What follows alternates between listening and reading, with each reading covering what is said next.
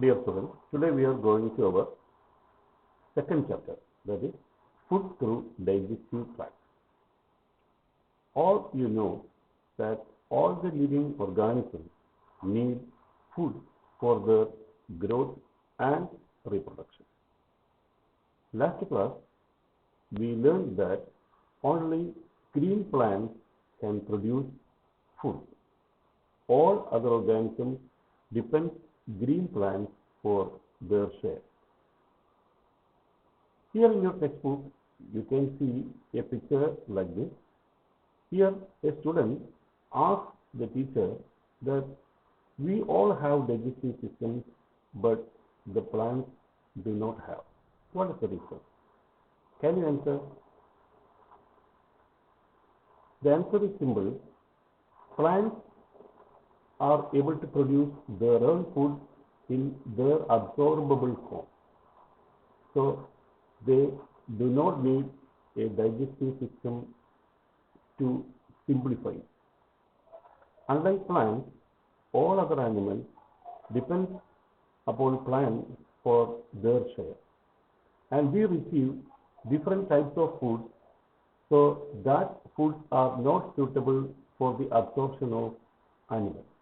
So, animals have to convert these foods into an absorbable form. So, in this chapter, we are going to discuss about the main important things or the nutrients which are essential for the existence of all the living organisms. The main nutrients which are very important for the growth and reproduction of living organisms are six. They are carbohydrates, protein, fat, minerals, vitamins, and water. And what are the functions of each nutrient? Let us examine. Here in this table you can see different types of nutrients and their function, and also which food that contains these nutrients. Carbohydrates are mainly used for energy. They are the main energy source for moving and searching foods and all other activities. Secondly, protein. And before that, rice and other grains, tubers and fruits are rich in carbohydrates. Secondly, protein. Proteins are mainly meant for the body growth. Pulses, wheat, meat, fish, milk, eggs, all these things contain a rich amount of protein. Then comes lipids. Lipids or fat. These lipids are mainly for energy, and they are also a reserved form of energy. Oil, ghee, butter, all these things contain lipids. Then comes vitamins. For physiological activities, we can see that there are so many vital physiological activities are happening inside our body. So, for that vital activities, many enzymes and hormones are essential. For vitamins are the main part of these kinds of hormones and enzymes. Main sources of vitamins are leafy vegetables, fruits, and also animal liver. Then comes minerals. Minerals are also essential for biological activities or physiological activities.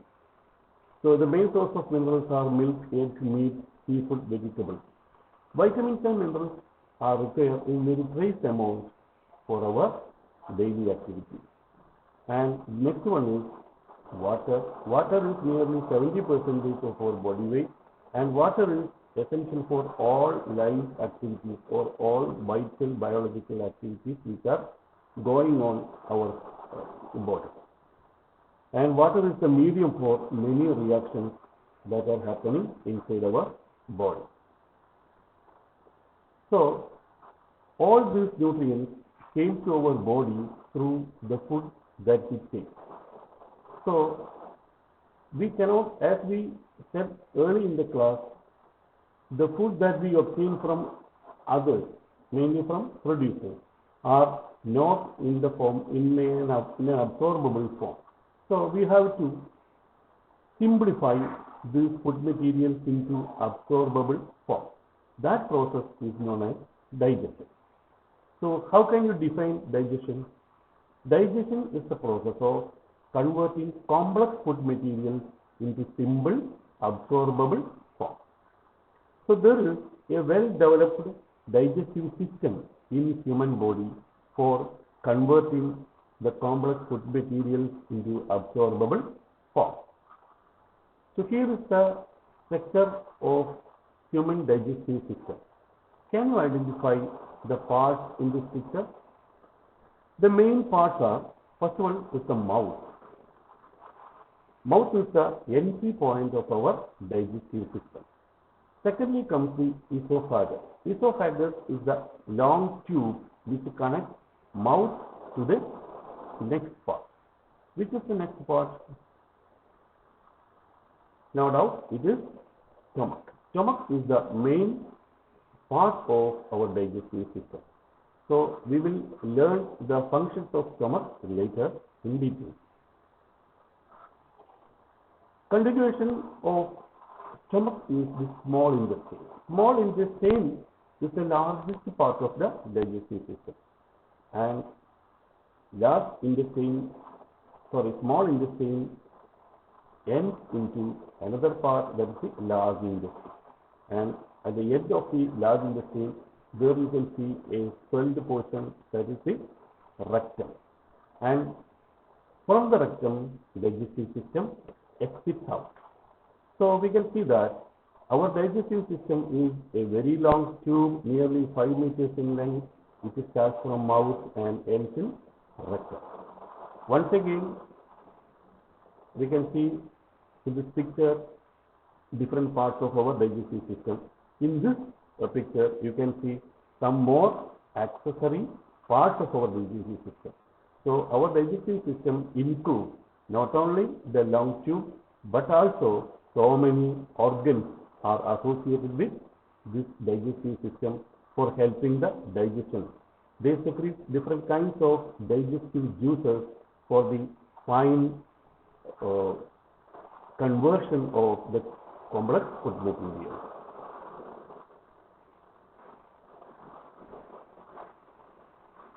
Now we are going to examine our digestive system part by part. First of all, we are going to the first point, the entry point, that is the mouth. In mouth, the main parts of mouth are tongue and teeth. Tongue and teeth. And also you can see saliva inside our mouth. What is the role of tongue and teeth? Tongue and teeth help in the cutting and chewing of large food materials into smaller particles. For this purpose, both tongue and teeth work together. If you examine your teeth, you can see different types of teeth are there. The teeth which you can see at the front side is entirely different from the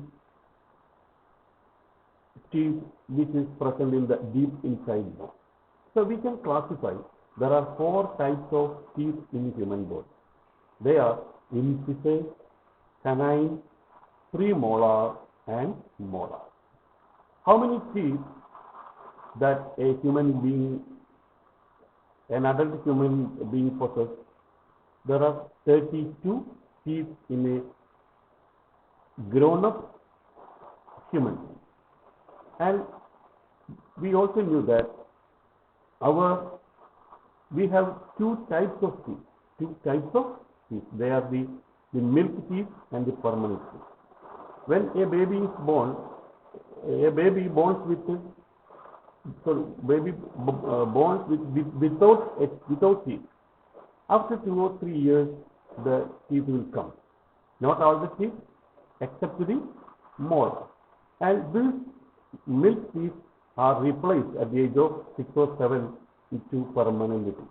So after the permanent teeth have emerged, it will not replace. So the hygiene and the conservation of teeth is very important in the case of human beings, because it will not grow or it will not replace during the course of time. So dental hygiene should be a very important part in your life. So let us examine the different types of teeth and their count. You can see in an adult human being, there are 8 incisors. These 8 incisors are there on the upper jaw, including the upper and lower jaw. Their main functions are to bite and cut the food. If you eat a carrot, you use incisors for cutting the carrot. So to bite and cut, we use incisors. Just behind incisors, you can see canines. 4 canines are there, 2 on the upper jaw and 2 on the lower jaw. These canines are used for tearing the food, especially flesh or meat. So meat and flesh are teared with the help of canines. Then comes the premolars. Premolars are chewing the smaller food material. They are 8 in numbers, 4 in the upper jaw and 4 in the lower jaw. Then comes the molars. Molars are 12 in number, and among the molars, the 4 molars will appear only after the age of 21. So they are also known as wisdom teeth. They are also known as wisdom teeth. So including the wisdom tooth, we have 12 molars. So molars are also used for chewing harder food. If you take a food, for example, if you take a seed or a hard-coated seed, you use the molars for cutting. So these are the 4 types of teeth in our body and their function. Now we are going to examine the detailed structure of teeth. Here you can see 2 examples are given. One is a canine tooth and the other one is the molar. What's the main difference? The canine have only 1 root, but in the case of molar, you can see 2 roots are there, and all other parts are similar. We can divide the entire tooth into 3 parts. The part which is above our gum is known as the crown, and which is below the gum is known as the root. And in between the crown and root is the neck part. And what is the structure of a tooth? What is the structure of a tooth? Let's examine. First one, the outermost white colored part is the enamel. It is white in color, and it is the hardest part, and it is made up of dead tissue. Then comes the dentine. Dentine is not visible from outside. If you take a cross section of your tooth, then only you can see the dentine. So dentine is living tissue which forms the tooth. That means the material, the calcium deposition which is made by the dentine is actually makes the enamel. So gradually a small amount of enamel is also built during the course of time. So small scratches or small aberrations are replaced with the help of dentine. Then comes the pulp. Pulp is a soft connective tissue seen in the pulp cavity. Blood vessels, lymph ducts and nerve fibers are also seen here. Then if you have a toothache, when the plaque or when the damage touches the pulp, will sense the pain. And this is made up of soft connective tissue, and the main connective tissues which are present here are blood and lymph.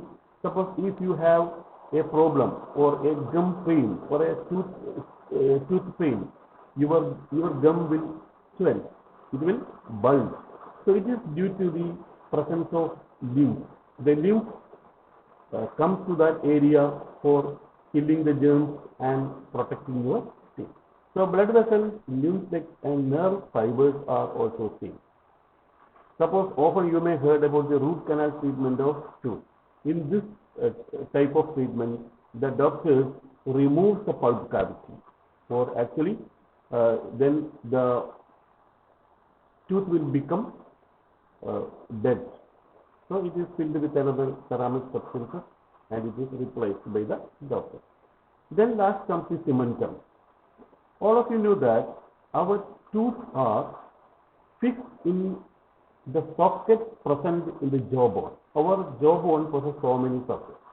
Into this socket, these tooth are fixed with the help of cementum. We use cement for fixing the walls or fixing the bricks. Similarly, here, this cementum, a specialized material or a type of cartilage that is used for fixing tooth to its pocket. So, all the tooth are fixed inside a pocket or the pocket in the lower jaw. That we can pluck out our teeth, unlike other organisms. Many organisms like crocodiles, they have their teeth attached to their bone. That means plucking of tooth is not possible in the case of crocodile. So it is easy in the case of vertebrates. So that's all about the structure of the teeth. Here you can see a simple picture of a tooth that I will share for you for drawing in your book. So you have to draw the picture of this tooth in your notebook, which is essential for the exam purpose.